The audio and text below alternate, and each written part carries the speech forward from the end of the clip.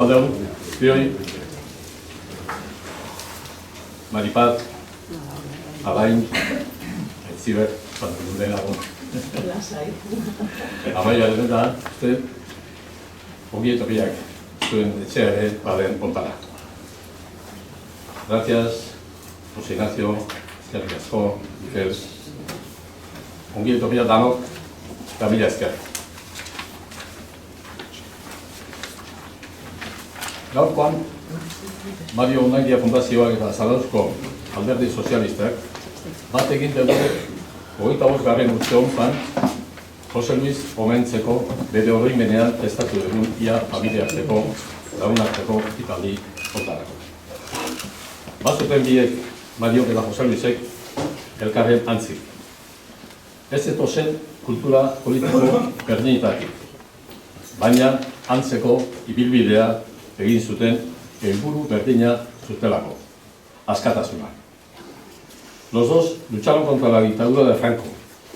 Fueron torturados y encarcelados por muchos años. Y los dos acabaron luchando contra ETA en defensa del Estatuto y de la Constitución que garantizaba y garantiza nuestras libertades. No eran nacionalistas, ni vascos ni españoles. Mario dejó de serlo y José Luis nunca lo fue. La tribu amordazna, decían, eran patriotas de la patria donde se vive en libertad. Aquel fatídico 7 de mayo del 2000, jóvenes fanáticos nacionalistas arrebataron la vida de un José Luis valiente y desprotegido. Sobre él pesaba la tortura de saber que podía ser el elegido. Había sido seriamente amenazado. Le habían atacado hasta en su casa pocos días antes. Pero siguió con su labor, con su compromiso cívico de advertir a la sociedad vasca que no había que ceder a la imposición y al sometimiento. No hay que olvidar que eran los tiempos de Estella Lizarra, donde se declaraba a los constitucionalistas enemigos de la sociedad, enemigos de Euskal Herria. Así, el 8 de marzo, el 25 de abril y el 2 de mayo, escribió sus últimas columnas. Asesinaron a un ciudadano ejemplar, a un defensor del diálogo y de la tolerancia. Había que conocer a José Luis como era en el trato de los demás. A un político inteligente, a un intelectual comprometido, a un padre y a un marido tan necesario y tan querido, y a un amigo tan entrañable, tan divertido y tan querido también. Decía Joseba Arregui que la sociedad vasca no sufre de desmemoria, sino que ha apostado voluntariamente por la desmemoria. Y no podía ser de otro modo, conociendo la actitud de tantos terroristas de salón, como lo llamaba Antonio Unzalu, que los defendían, de tantos que compartían sus fines, pero no los medios, los comprendían, y de tantos que decían que era un tema entre dos bandos y los justificaban. En la Fundación hemos intentado siempre combatir el olvido. Le hemos recordado en este lugar en muchas ocasiones. Han estado aquí, me permito citarlos, Ignacio Latierra, que está presente por aquí, Raúl López Romo, José Antonio Pérez,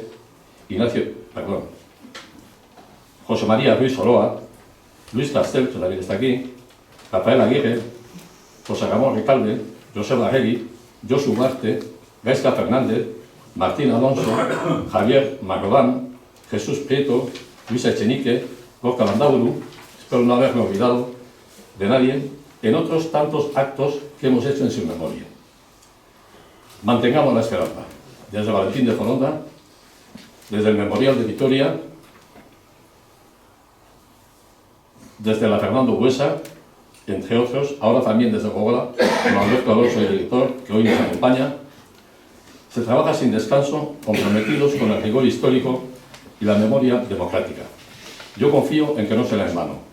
Jose Luis Arizkidea, zu gutxitako arrastoa, ez da kentzen, dena oroimenean geratzen delako. Besterik ez.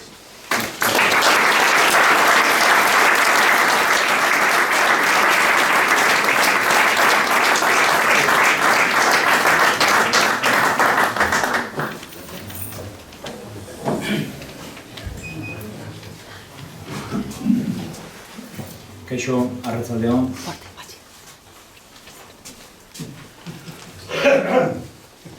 Maribaz, Aitziber, Alain, amaia ez dago, Eloi ere bai, umeak ere goitik gabiltza, baina kontuan ditugu.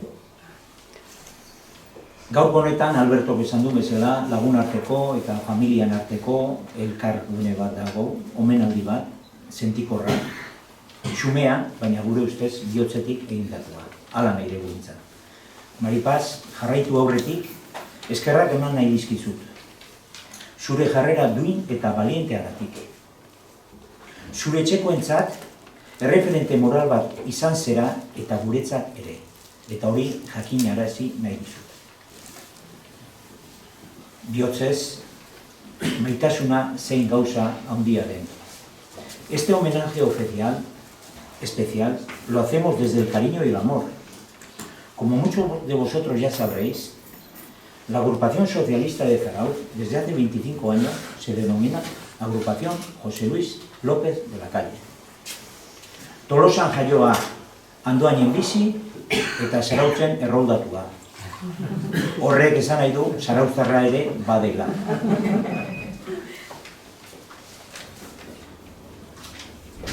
Bere bizitza aberatsa zen. Edonorrekin eztabaidatzen zuen. Zarauzko herrian, Andoainen leku guztietan ikuste genuen, edonorrekin aldekoa izan, kontrakoa izan, kapazitate hori zuen eta danak ezagutzen dezutenak badakizute hori. Baina beti bere ideiekin defendetzen zuen. Eta bazekien bere ideiak ondo hitzekin defenditzen. Gutako baten erasoen aurrean, eskertokia kaso de pueblo hau, gotorleku, askatasunaren gotorleku gertatu zanen, suertatu zanen, erasoen aurrean, Jose Luis beti hemen zen, gurekin zen, edo zein momentutan. Gurea bai zen, gure laguna bai zen, asko maitatzen genuen.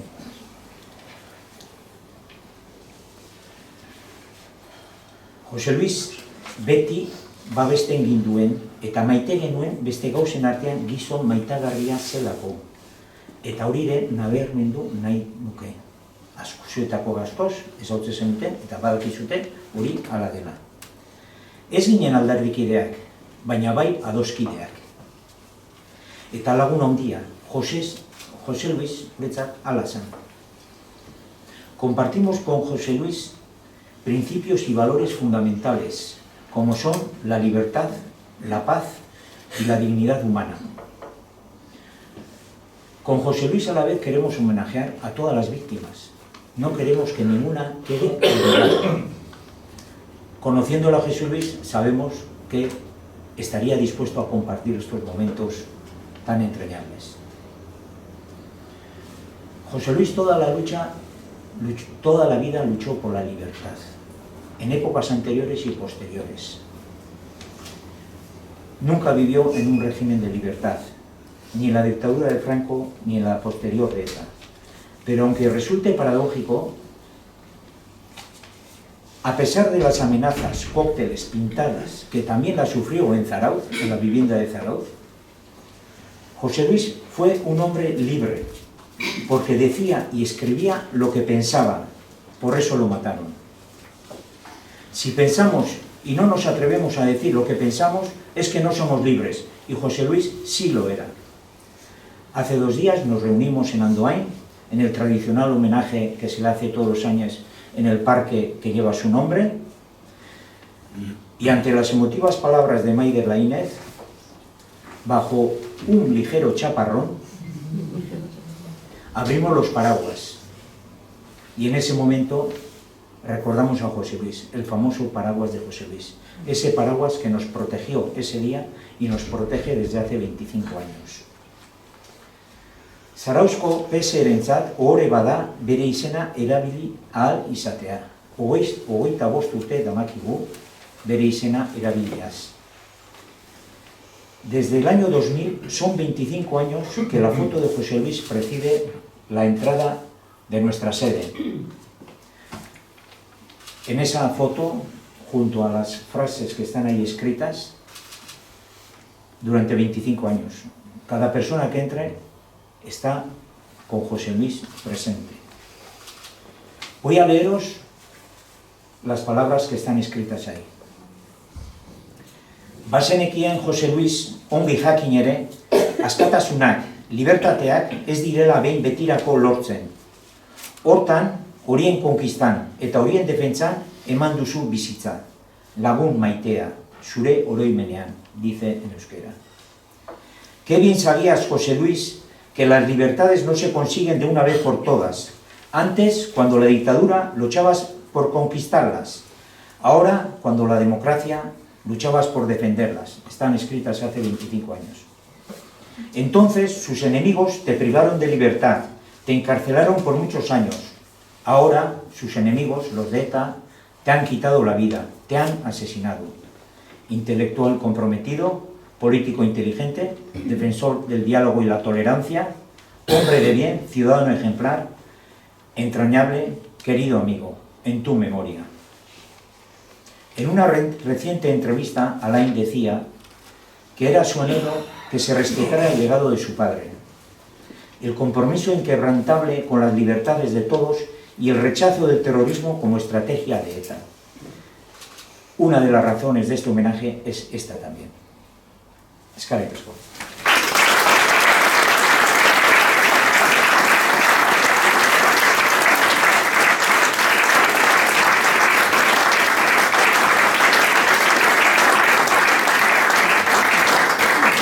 Orain, Alberto Alonso emango diotza. Alberto Alonso, director de Gogora. Gogora, como muchos sabréis, es el Instituto de la Memoria, la Convivencia y los Derechos Humanos. Hablará sobre la función social de la memoria. Alberto.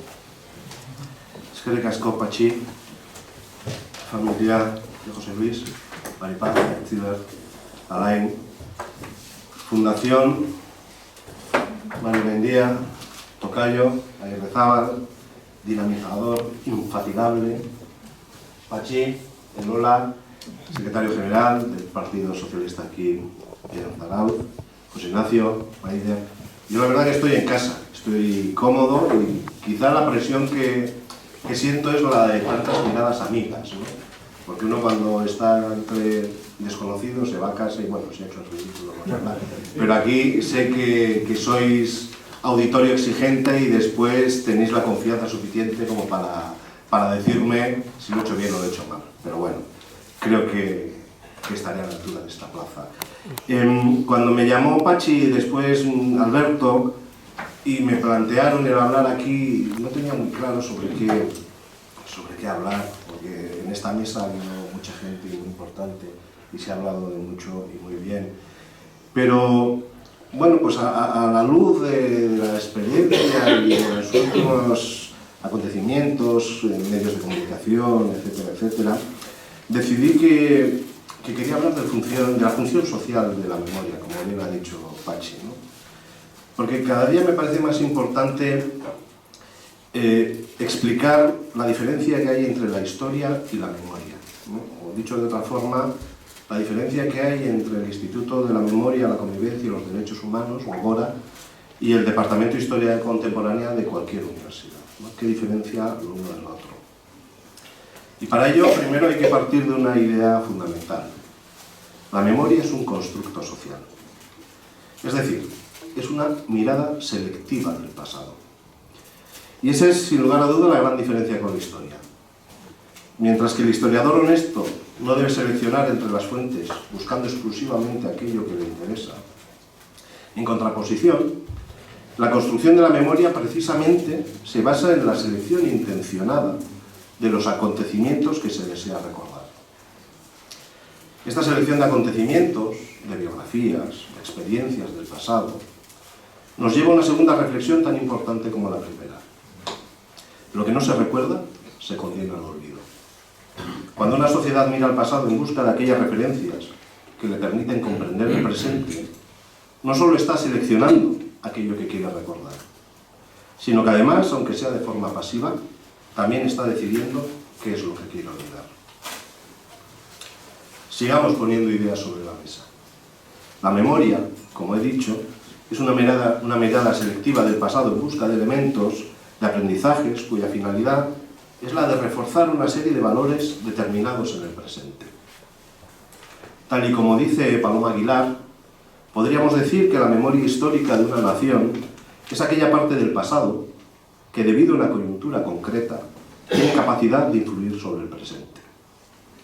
Pongamos un ejemplo, pero primero me vamos a explicar. Cuando hablamos de memoria democrática, nos referimos a una forma determinada de mirar al pasado. Aquella que busca en la historia aprendizajes que nos permitan subrayar los valores democráticos que queremos apuntalar en el presente. Así, cuando desde esta perspectiva, por ejemplo, miramos a la biografía de José Luis López de Lacalle, buscamos en ella su compromiso con la democracia, con la libertad de expresión, con el derecho a la diferencia. Lo buscamos de forma positiva, es decir, en sus palabras, en sus actos, en su militancia, pero también lo buscamos de una forma negativa, porque al ver o al mirar su biografía vemos reflejada en su experiencia personal las diferentes amenazas de quienes pretenden imponer sus proyectos totalitarios por medio de la violencia y el miedo. Tenemos esa visión positiva de la parte enriquecedora, pero también nos sirve para ver la parte negativa, aquello de lo que tenemos de alguna forma que prevenirnos, ¿no? Esa es la selección del pasado que busca la memoria democrática. La memoria de quienes, por ejemplo, le conocieron y convivieron con él, lo que sería la memoria familiar, posiblemente buscará y subrayará otra serie de valores y de vivencias más íntimas y personales. Cada memoria tiene su filtro y busca una serie de experiencias, de lecciones en el pasado, insisto, para reforzar valores en el presente. Pero sigamos adelante. Pongamos sobre la mesa la siguiente idea. Si la memoria es un constructo social, ¿quién decide qué recordar y qué olvidar? La respuesta a esta pregunta dependerá de la calidad democrática de cada sociedad. Cuando apenas faltaban unos meses para terminar la guerra civil, en febrero de 1900, el bando sublevado, que ya se sabía vencedor, publicó la Ley de Responsabilidades Políticas. A través de ella se imponía una visión concreta del pasado más reciente. A partir de ese momento, el origen del conflicto pasaba a estar situado en octubre de 1934 y la responsabilidad de todo lo ocurrido, de todo el dolor y de todo el año, de todo el daño durante la guerra, pasaba a estar en los partidos políticos y los sindicatos de izquierdas y nacionalistas, los rojos separatistas. Los militares golpistas del 18 de julio pasaban a ser, por ley, los salvadores de la nación y vencedores de la contienda, mientras que el bando republicano, aquellos que habían defendido la legalidad vigente, pasaron a ser los vencidos, los españoles de segunda o, en el peor de los casos, la anti-España que había que eliminar.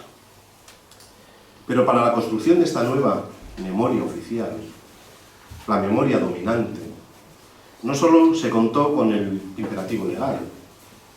Desde el primer momento la Iglesia Católica, de manos de figuras como el cardenal de Toledo, Isidro Gomá, puso la maquinaria religiosa, todos los púlpitos de España, a trabajar en la legitimidad de lo que en sus propias palabras era la Santa Cruzada. Así pues, como vemos en un régimen dictatorial, la selección de qué se quiere recordar y qué se debe olvidar corre a cargo de quien ostenta el poder, de quien controla la maquinaria para ejercer la violencia y de quien tiene la mejor red de propaganda para imponer su relato. Una memoria dominante, como he dicho, por tanto, impuesta mediante la fuerza, el miedo y la propaganda oficial. Frente a ella, durante décadas, cientos de miles de familias españolas, sabedoras de las falsedades que repetían constantemente los medios de comunicación del régimen, en las aulas, mediante la machacona formación del espíritu nacional, en los púlpitos, sacralizando a los caídos por Dios y por España, no les quedaba más remedio que ver, oír y callar, silenciar su propia visión del pasado, tan alejada de la oficial, ante el miedo a la represión ejercida por el régimen franquista contra quienes mostraban la más mínima discrepancia con la verdad oficial. Y aquí tenemos, por tanto, dos elementos fundamentales para seguir con la reflexión sobre la memoria. Por una parte, como acabamos de hablar, la memoria dominante, impuesta por el poder o por quien aspira a llegar al mismo. Una memoria que pretende ser oficial y que puede necesitar, en los casos extremos, del empleo de la violencia. Quizá su característica más destacable es que puede asentarse socialmente mediante el miedo y sin necesidad de consenso. Frente a ella, también la hemos visto, la memoria hegemónica, el recuerdo de una mayoría, muchas veces difundida por medios extraoficiales, por el boca a boca, la discreción del entorno familiar, los pequeños gestos o infinidad de elementos simbólicos, y que en los casos extremos puede colisionar frontalmente con la memoria dominante impuesta por la fuerza. Ya tenemos, pues, otros dos elementos, la memoria dominante y la memoria hegemónica. Veamos ahora cómo esas dos formas de memoria conviven en una sociedad democrática. En primer lugar, la pluralidad que caracteriza a cualquier sociedad democrática impide la existencia de una sola forma de ver y entender el pasado. La memoria hegemónica tiende a fragmentarse en diferentes comunidades de memoria. Cada colectivo, cada comunidad asentada en dichas sociedades, tenderá a mirar e interrogar al pasado en busca de respuestas a diferentes preguntas. Así, por ejemplo, y me suele gustar poner este ejemplo cada vez que hablo de estas cuestiones, cada vez son más los jóvenes que, preocupados por el colapso climático al que nos enfrentamos, miran al pasado para preguntarse cómo hemos llegado hasta aquí, ¿no? De la misma manera, pues, cada sensibilidad política, cada activismo social procurará buscar en la historia sus propias referencias para legitimar su identidad como colectivo. Por otro lado, la memoria dominante, en este caso en manos de las instituciones democráticas, deberá de procurar la búsqueda del mayor consenso posible para garantizar que esta memoria sea una memoria común. El papel fundamental de las instituciones, por tanto, será definir las bases, el mínimo común denominador sobre el que construir una memoria compartida. A mi modo de ver, se trata de tres bases fundamentales. En primer lugar, la asunción del respeto a los derechos humanos como premisa incuestionable. Nada ni nadie, ni en el presente ni en el pasado, pueden justificar la violencia y la violación de los derechos más básicos del individuo. En segundo lugar, todo relato, toda memoria, ha de aportar su parte en la construcción de la convivencia. Ninguna visión del pasado es superior a otras. Ninguna de ellas puede ser impuesta, y mucho menos por la fuerza. Nadie, absolutamente nadie, tiene el monopolio de la memoria. Y en tercer lugar, ningún relato es perenne.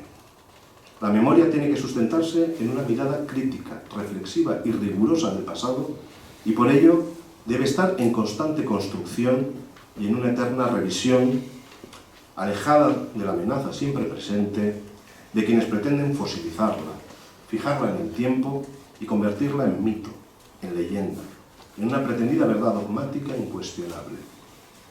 Como nos advertía el profesor Álvarez Junco, atrincherarse en una única interpretación del pasado, acumular y perpetuar antiguos agravios y glorias, es preparar a futuros justicieros en nombre de una identidad inmutable y sacralizada. Sin embargo, la convivencia entre estas comunidades de memoria y la construcción de una memoria común en una sociedad democrática depende de lo sucio y duro que haya sido su pasado.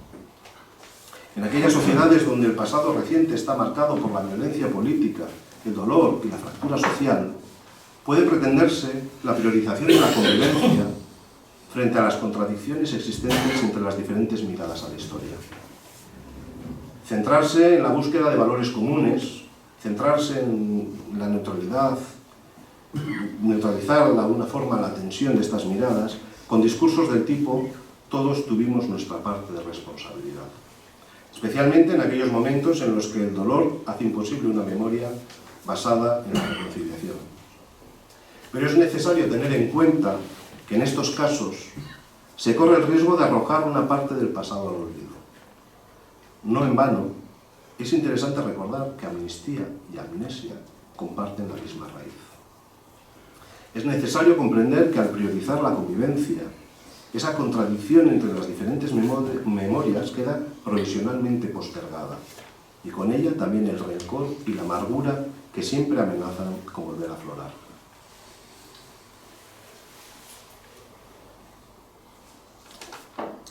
Hasta aquí hemos transitado en el terreno de lo teórico.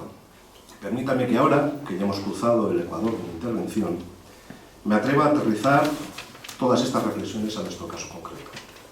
Y para ello es fundamental traer a este debate las grandes protagonistas de cualquier política pública de memoria, las víctimas. Porque creo que es precisamente ahí donde estamos y el momento en el que nos encontramos actualmente, aquí en Euskadi y en España. En un punto de gran tensión política, ante un pasado sucio, doloroso, ante casi 90 años de silencios, de medias verdades que repetidas constantemente han terminado por convertirse en una gran mentira. Un pasado de gran complejidad, repleto de infinidad de matices, que ha marcado durante décadas la mirada social del pasado, contaminando y condicionando la convivencia. Una mirada desconfiada, huidiza, a nuestra historia más reciente, que ha terminado por crispar la vida política, poniendo a las víctimas en el centro de un debate falsamente construido para polarizar la opinión pública, intentando identificar a parte de las víctimas con opciones políticas concretas y, paralelamente, pretendiendo negar la condición de víctimas al resto. Como decía recientemente María Jesús San José, consejera de Justicia y Derechos Humanos, nos encontramos ante una especie de juego de espejos que pretende distorsionar nuestra mirada del pasado. Un artificio que llega a distorsionar el significado mismo de las palabras, hasta el punto de que términos tan rotundos como víctima, victimario, odio o violencia parezcan no significar lo mismo a cada lado de la polarización política. Así, por ejemplo, nos encontramos a los representantes de EH Bildu convertidos en firmes comprometidos con la memoria histórica, exigiendo constantemente la condena de las violaciones de los derechos humanos cometidos durante el franquismo y de la necesidad de reconocer y homenajear a todas sus víctimas, pero que paradójicamente gastan enormes cantidades de energía en malabares semánticos para no tener que enfrentarse a la necesaria condena de la violencia y las víctimas causadas por la banda terrorista ETA. En la otra orilla de este pasillo nos encontramos al Partido Popular, manipulando de forma desvergonzada nuestra historia más reciente e insistiendo en que ETA sigue viva y más fuerte que nunca, usando políticamente a las víctimas del terrorismo en el Congreso de los Diputados, mientras paralelamente impulsa la derogación de todas las leyes de memoria histórica y democrática en aquellas comunidades autónomas en las que gobiernan, sin otro fin que el de oscurecer e impedir una mirada crítica al pasado franquista. Quizás sea esta la cuestión más preocupante a la que nos tenemos que enfrentar quienes tenemos un firme compromiso con la memoria democrática. A la división de las víctimas en bandos pretendidamente identificados con ideales políticos concretos, así como al enfrentamiento entre ellos, negando la condición de víctimas los unos a los otros. Un uso temerario de las víctimas como herramienta para la polarización social que esconde la incomodidad de quienes se posicionan en los extremos del espectro político a la hora de superar la mirada equidistante del pasado. Es necesario superar la polarización política, el negacionismo de una parte concreta, cada uno la suya, de nuestro pasado. Y para ello es necesario, ahora más que nunca, reafirmar nuestro compromiso cívico con la construcción de nuestra memoria democrática. Es necesario que seamos capaces de provocar los debates sociales necesarios que nos permitan comprender la complejidad de nuestro pasado.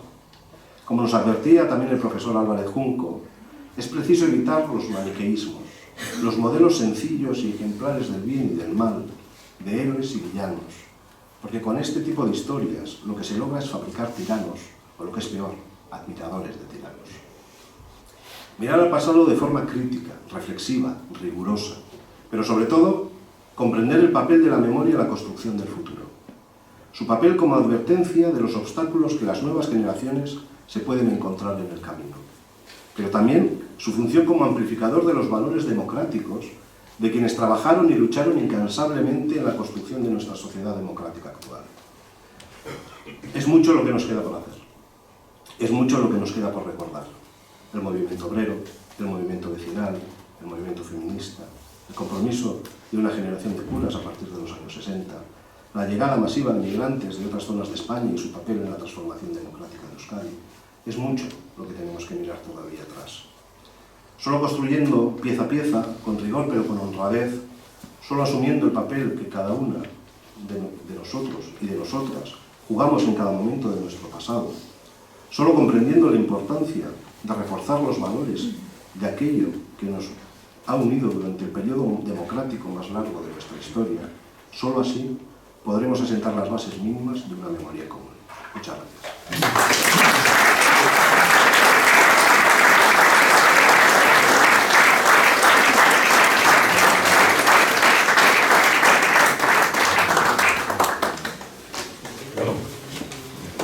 Yo zaitezte. Aipatio.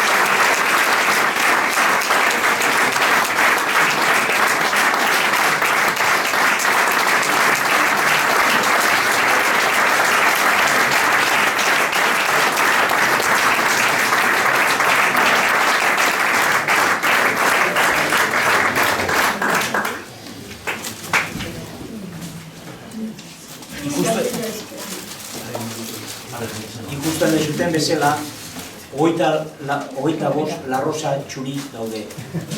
Hogeita bost urteurna delako. Eta txuriak itxadopena eta etorkizunai begira beirelako.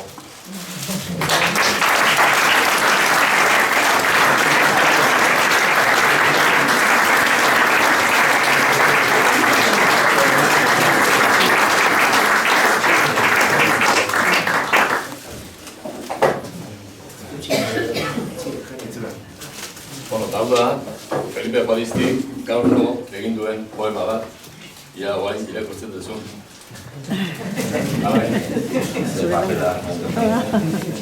Gure Felipe gure abizkio maiteak idatzi du poema bat, saiatuko naiz ez estropeatzen. Nuestro querido amigo Felipe Juaristi ha escrito un poema tanto en euskera como en castellano, como todos los años, y como he hecho en euskera, trataré de no fastidiar este texto tan precioso.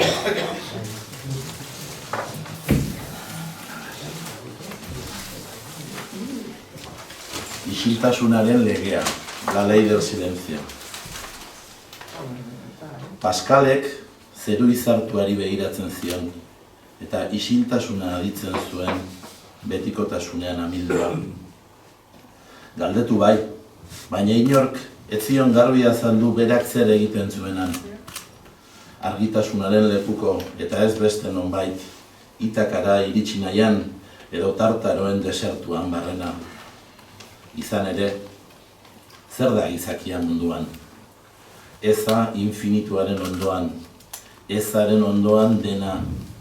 Txikitasuna infinituari kontrajarria, besoz besoarekin borrokan. Matematikoa izan arren, Pascalek etzekien ikusten zuen argia aspaldi hildako izarrena zela. Haiekan urruti, hauts bihurtuak, argia ordea begien biztan, barreiatuz milaka bere grazia. Ez dugu isiltasuna maite, bakardadea bezala kondena latza denean. Inguratzen eta sumintzen totzen eta beldurtzen, itauntzen digu etengabe.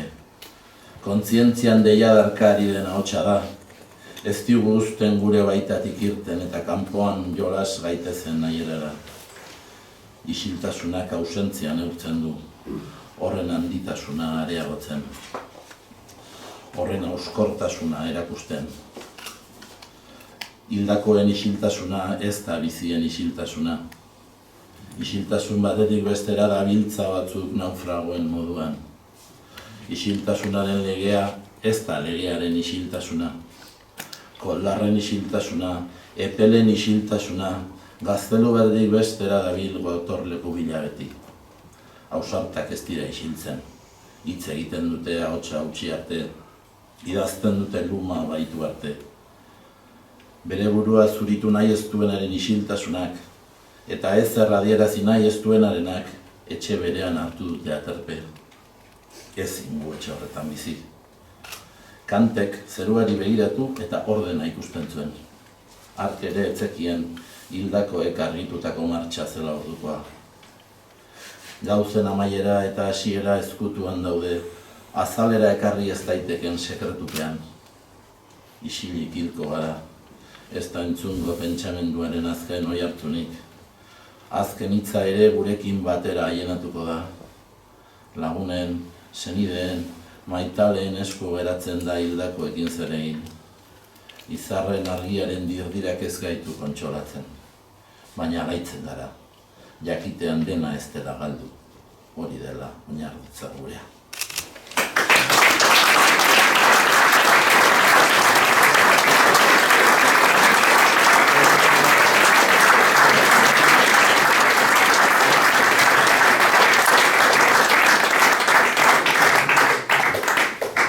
La ley del silencio.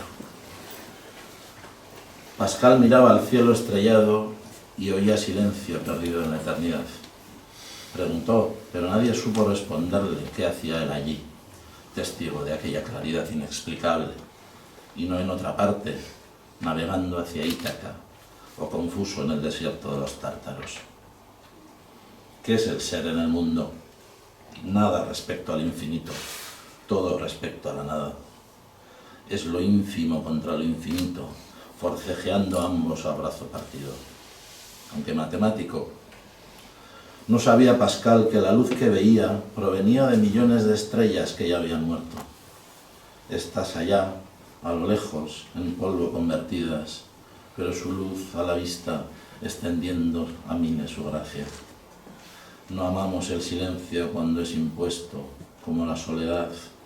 Nos indigna y nos rodea, nos asfixia y nos asusta, nos interroga constantemente. Es la voz que clama en la conciencia, no nos deja salir al exterior y jugar libremente como queremos. El silencio señala una ausencia, aumenta su grandeza, desnuda su fragilidad. El silencio de los muertos no es el silencio de los vivos. De un silencio a otro andan algunos como náufragos. La ley del silencio no es el silencio de la ley. El silencio de los cobardes, el silencio de los tibios, vaga de un castillo a otro, buscando siempre refugio. Los valientes no callan, hablan hasta romperse la voz, escriben hasta que su pluma es secuestrada o rota. El silencio de quien no quiere justificarse y el de quien no quiere expresar nada se refugió en la misma morada. No podemos vivir en la casa del silencio. Kant miraba al cielo y veía un orden inalterable. Él tampoco sabía que era un éxodo, caravanas luminosas huyendo de la muerte. El fin y el principio de las cosas están ocultos, en un secreto impenetrable. Moriremos en silencio, no se irán los últimos ecos del pensamiento.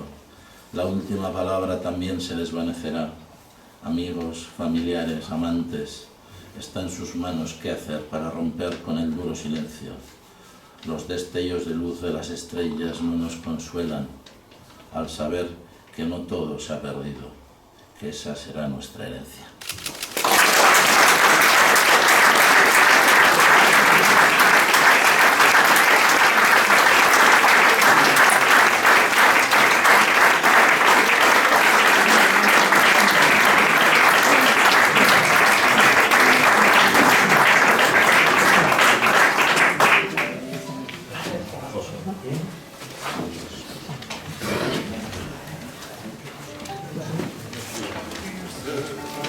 Partir sin alma, ir con alma ajena, oír la dulce voz de una sirena y no poder del árbol desasirse, arder como la vela y consumirse, haciendo torres sobre la tierna arena, caer de un cielo y ser demonio en pena, y de serlo jamás arrepentirse, hablar entre las mudas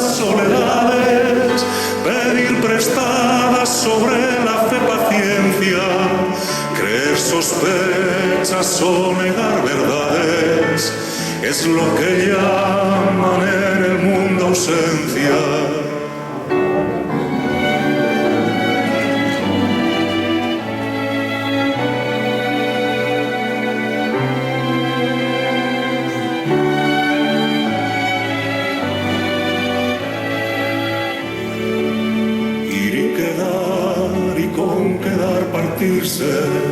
Partir sin alma, ir con alma ajena, oír la dulce voz de una sirena y no poder del árbol desasirse, arder como la vela y consumirse, haciendo torres sobre la tierra arena, caer del cielo y ser demonio en pena, y de serlo jamás arrepentirse, hablar entre las mudas soledades, pedir prestadas sobre la fe paciencia, creer sospechas o negar verdades, es lo que llaman en el mundo ausencia, y es lo que llaman en el mundo ausencia, fue